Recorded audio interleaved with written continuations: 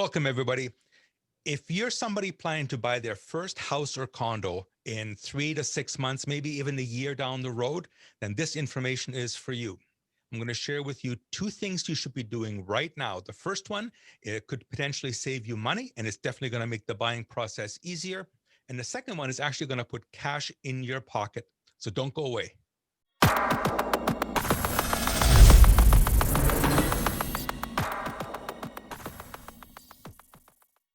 All right, so you're a budding first-time home buyer. You're looking at buying your first house at least 3 months down the road, and I'm going to explain what that time limit, why it's important. But you're planning to do it, let's say, in 3, 4, 5 months down the road. We're going to talk about two things that you should be doing right now, well in advance of going home shopping. The first one is going to be getting your credit check, and if necessary, working on improving the credit score. And that you should do that right now because it takes 3, 4, 5 months for any improvements that you're making to take effect. The second item we're going to talk about is you should be buying an RRSP. Now, I can hear people saying, well, wait a minute, I want to buy a house. I don't have money for an RRSP, but you actually do. You just haven't thought of it in these terms. When I say we, I'm going to introduce you to my co-host, and it's Mike Schroeder of Mortgage Architects. They're across Canada. They're one of Canada's leading mortgage brokerages. Welcome, Mike. Good morning. Pleasure to be here today. How you doing, buddy? Doing very well. Okay. Some of you might recognize Mike's voice from the Bo Knows Real Estate podcast. He's a regular contributor. He's a mortgage broker specializing in residential mortgages, loves working with first-time buyers. Am I right? That's right. I love walking people through the steps, step by step, and then seeing the joy in their face when they buy their first home. That's something I really look forward to. I'm totally there with you. So the first thing we're going to talk about is people should be doing their credit checks. How do people do that? Sure. So unfortunately, the credit agencies like Equifax and TransUnion haven't done a very good job educating people as to what type of credit check, because there's actually more than one type. It's not just a matter of getting it checked. So for example, if you've ever gone to the Equifax website, or you've ever gone to, say, Borrowell or one of those sites and pulled your credit, that is not the same score that a bank, credit union, or mortgage broker uses to see if you can get a property or not. Okay, interesting. The only way to get your credit checked for a mortgage is by mortgage broker, credit union, or bank. It's a different type of score. So I've seen differences of 150, 200 points one way or another, depending on which score is pulled. So step number one is getting it pulled by the right person, such as a mortgage broker or a bank. Now, is there a danger in pulling it too often with different people? So the danger is if you're pulling your consumer credit score too often. So for example, if you're going and applying to Visa for a $10,000 credit card, and then you're going to Amazon and applying for a $10,000 MasterCard, and then you go to a car dealership, because you're looking at getting a pull for a bunch of consumer goods, that will negatively impact your credit score. However, if you have a pull for a score for buying a house, the credit agencies recognize that that's good debt. That is a good credit pull. And so that is not going to reflect negatively on your score if you haven't pulled that way. The technical name for it is a FICO score. Okay, FICO, F-I-C-O? Correct. And so what I'd be happy to do for people, and it's a service I do offer for free, unfortunately, because about a quarter of all credit bureaus have errors in them, and as you mentioned, it can take a few months to correct those errors. If you're thinking of buying a home in the springtime and you've never had your credit checked by a mortgage institution, now is the time to do it. We can review the information over the phone, make sure it's all accurate, and if there's any errors in it, we can get it corrected, typically for free of charge. Okay. What's an acceptable score and what's a great score? Put some numbers on it. Sure. So if you're putting down less than 20% down in a house, you usually want to have a FICO score of at least 600 to 630. Different lenders will have slightly different numbers. If you have over 680, it typically makes it a lot easier to get a mortgage and gives you more options. And then once you're over 720, that's what we would consider a fantastic score. Technically perfect is 900, but as long as you're over 680, you'll have your choice of a number of institutions. If you're over, say, 600 to 630, you'll have a choice of fewer institutions. Gotcha. So that's what I was talking about earlier. You can actually save some money by getting lower interest rates if you work towards getting a higher score. That's correct. And so the main things that affect your score are how much room you have to borrow right now, also how close to your limit you are. So, for example, if you have one credit card that has a $10,000 limit and you owe, say, $9,000 on it, that will affect you much more negatively than if you have two $5,000 credit cards with, say, $3,000 owing on it. The closer you are to your limit, especially on multiple cards, that's going to pull your score down.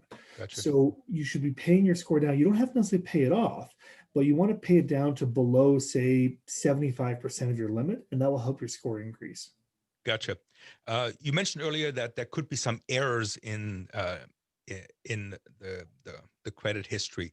I'm assuming that's like a bank error. They made the mistake, and you can help fix that. Correct. And so there's really two different major types of errors. I had one client this last year who had a similar name to someone who actually was in BC. And all of a sudden, the gentleman in BC got a brand new car with a payment of $800 a month that was now reflecting on my client's name. Right. He had to do quite a bit of work to go back to the car dealership, get something in writing saying, no, this is not me. And it took about 2 to 3 weeks to actually get it fixed with the credit agency. The other one that happens often is, let's say you had some credit issues in the past, maybe a collection, maybe you wrote something outstanding, Right. and you made the payment, but they never reported the payment to the credit agency. That's usually a fairly quick fix, but it's those little things like that, staying on top of them to make sure the information is accurate. Right. The other thing that I've had come up, and correct me if I'm wrong, but I've heard about this, that consumers will find out that they have an unpaid bill, or I've even had somebody that had a credit bump because of an unpaid parking ticket. hmm Those collections really drag down your score. They can drag it down significantly. Now, the plus side is that if it's something quick like that, we can usually get your score increased relatively quickly. Okay. But that's again why we want to be doing that check 3 to 4 months out from possession to make sure that we can get any of those issues corrected for you. Right. Okay. So the tip here, the first tip is get your credit history, get your credit score checked. Call somebody like Mike. Mike, what's your number? 204-229-3214. Again, I'm happy to do this free of charge for you. Mortgage Architects. Excellent. Thank you very much. Now let's talk about the second thing, and that's our good friend Thomas Johnson of Cascade Financial alerted me to this. I hadn't thought about this, but it's totally legal. It's free money from the government, and it's buying an RRSP. And right now, actually, we're in the beginning of December. Right now is the perfect time to utilize this strategy. So when people are saying, well, wait a minute, I want to buy a house. Well, if you're buying a house, you have 5% down, or you should be having close to that by now. So, for example, if you're buying a $300,000 house, you're going to need about $20,000 in cash to do that. That's $15,000 for the down payment and about $5,000 for your closing costs. Mm-hmm. So let's say you've got close to that sitting in an account, earning you a whopping 0.25% interest, or whatever the case may be. Mm-hmm. Put that money, or as much of it as you can, into an RRSP. What do you say to that? It's a fantastic idea. So it does a couple of things for you.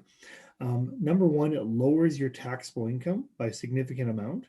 And so you will most likely get a bigger income tax return come the springtime. There's a couple of catches to be aware of. So the maximum you can pull out per person for a down payment is $35,000. So keep that in mind if you're looking for a larger home purchase. The second thing is that the money has to stay in your RRSPs for 90 days before you can pull it out. So if you're thinking of buying a house in January, it might be too late for that strategy. If you're Right. thinking of buying a house in February or March, it's great because you can put it in there now and pull it out penalty free. The second catch, of course, that you have to repay it into your RRSPs over the next 15 years. So you pull out $15,000, you have to pay back $1,000 a year into your RRSPs over the next 15 years to avoid penalties. Right. Okay. And that's another reason why we're saying is do these things now, at least 3 months in advance of you making a purchase. And actually, to take advantage of your tax break, you've got till February 28th, I believe, to make the contribution to your RRSP. Now, the first thing you need to do is you need to find out what your limit is. And that's a very easy thing to check. On your last year's income tax, I'm not going to show you mine, but this is the Mhm. notice of assessment you get from the CRA. It's like a 3-page thing. And the very last item on that is contribution room for 2020. So the Mhm. RRSP contribution limit that you've been working on maybe for many years, maybe you haven't even looked at it. It could be, likely is, in the tens of thousands of dollars. So maximize that to the best of your ability. Perhaps talk to your tax accountant or talk to a CPA about it. But by putting that money into the RRSP, leaving it in there for 90 days, come springtime, 3 months, 4 months, 5 months down the road, you can take that money back out and use it as your down payment, but you also get the tax refund for that amount of money. So it's a great strategy. Now, to kind of combine our two topics into one, most people understand that you need to have good credit to buy a house, but you also need to have enough credit. Okay, so there are some people, for example, that may have just a credit card. That may not be enough good credit to get them a house. So if you really want to plan ahead down the road, okay, let's say you have a good job, you have a good credit score, but you need to get some additional credit to qualify for a mortgage, you can get an RRSP loan. So that does two things. It gives you payment history on another loan, which can help increase your credit score and give you the money you need towards a down payment and give you a bigger income tax return. So it can be a very nice way of both getting your down payment, lowering your taxable income, and increasing your credit score all at the same time. And is 3 month buffer time enough for that?